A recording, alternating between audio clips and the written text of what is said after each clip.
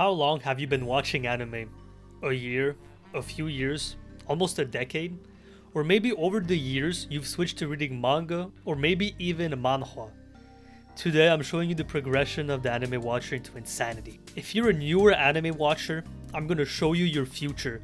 And if you've already descended into the madness, well, you can enjoy the ride. Let's begin with the first layer. You've guessed it, it's anime. This is where most people begin, me included. If you have started watching anime recently, you probably watched AOT, JJK, Chainsaw Man, Solo Leveling, maybe even Hunter x Hunter. If you're an old head like me, it's probably Naruto, Bleach, One Piece, SAO, maybe even EVA if you're like a turbo old head. Even if you're a newer or older watcher, you could have started by watching some Studio Ghibli movies because they're very well known. These are a gateway drug, meaning these are the anime that keep you watching. So after these, you'll probably go into anime that interests you a lot more, or just highly rated shows that are very good. I believe that anime is the best way to experience a story. You have access to beautiful visuals, voice acting, and music, which you can't get when reading manga. It's also great at connecting you with other people. What I mean by this is that you and your friends can't both read a manga at the same time, the same way you can watch anime at the same time. The problem is that all of this costs money. A lot of money. So unless you have a big budget, you actually oftentimes make something worse than just reading the manga. Also, one of the problems of anime is that your favorite show can just never get a second season. I feel like most people's first time reading manga is because they were tired of waiting for a new season of their favorite show. Personally, for me, it was season 1 of One Punch Man. I just could not wait for season 2. So I started reading the manga and really got into manga from there on. The OGs will remember manga rock.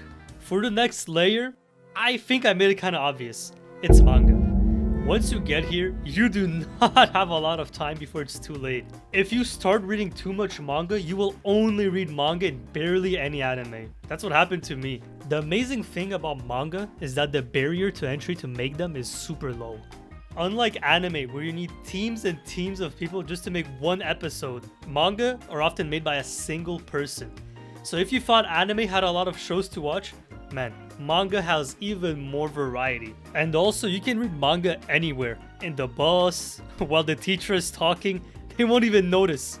Manga can also have amazing art that can rival some of the best scenes in anime. I don't think many people get past this layer because this is where the popular and mainstream manga are, and there is a lot to read. But what might happen is that when you're looking for something to read, you stumble upon a manga of the deeper layer, and they pull you down with them to the deeper manga layer. This layer is either satirical manga or isekai, which is actual junk food but in manga form. These stories aren't necessarily bad, some definitely are, but they aren't good either.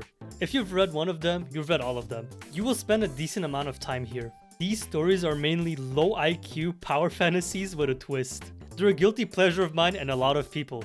They're the type of thing you read while you turn off your brain or while you're procrastinating. The problem with this layer is that the manga are super repetitive.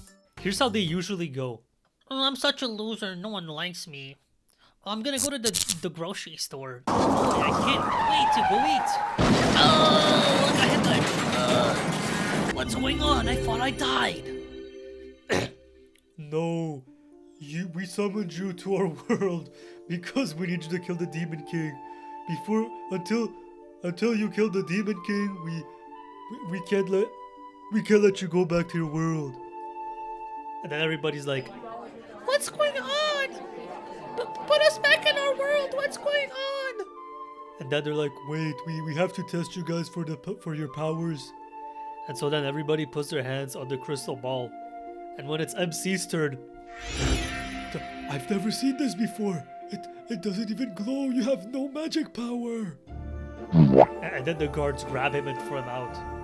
He's like, oh, I'm so weak in this world. If only I had a system. And then he says, we're fine.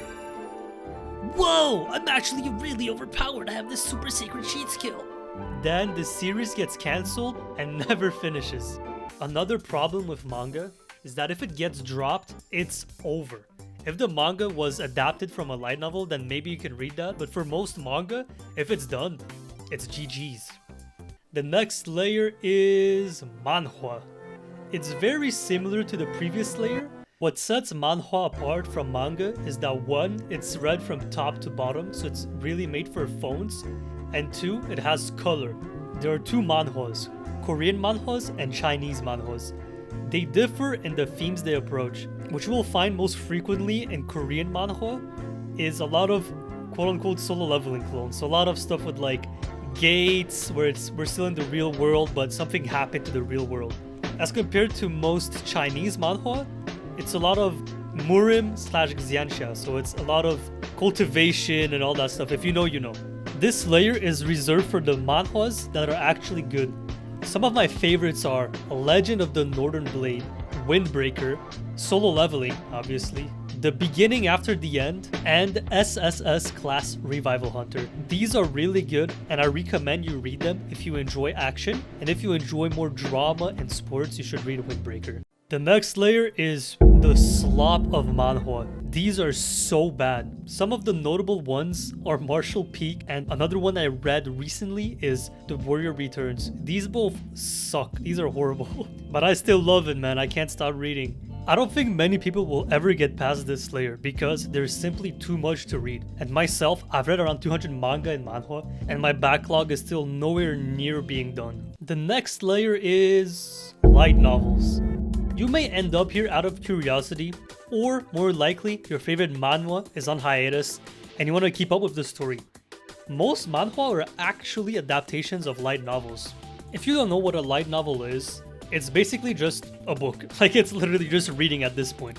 Some of the notable ones and most popular ones are Lord of the Mysteries, which is super good. I haven't finished with it yet, but I'm near the end and it's so good. And Shadow Slave, it's kind of slop, but it's good slop. And if you made it to this layer, you're gonna love it.